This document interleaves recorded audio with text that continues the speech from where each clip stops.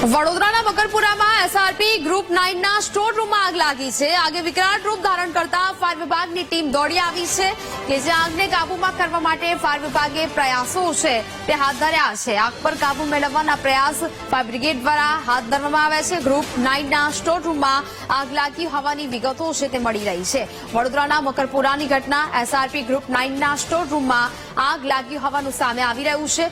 આગે વિકરાળ રૂપ ધારણ કર્યું છે અને તેને કારણે ફાયર વિભાગને જાણ કરવામાં આવતા ફાયર બ્રિગેડ હાલ તો ઘટના સ્થળે પહોંચી છે અને આગ પર કાબુ મેળવવા માટેના પ્રયાસો હાથ ધરાયા છે.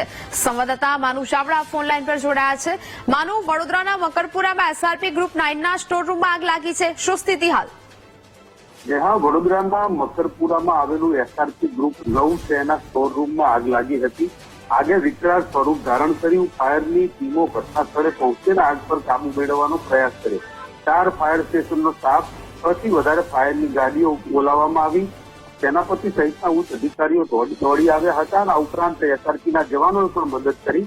અત્યારે હાલ આગ ઉપર કાબુ મેળવી લેવામાં આવ્યો છે, પરંતુ એસઆરપીનો જે સ્ટોર રૂમ છે એમાં મોટું નુકસાન થયું છે. આગને કાબુ મેળવવામાં આવ્યો છે, પરંતુ આખું બિલ્ડિંગ છે બળીને ખાક થઈ ગયું છે. અત્યારે હાલ તો આગ ઉપર કાબુ મેળવી લેવામાં આવ્યો. બિલકુલ માનુ, જાણકારી બદલ આપનો આભાર.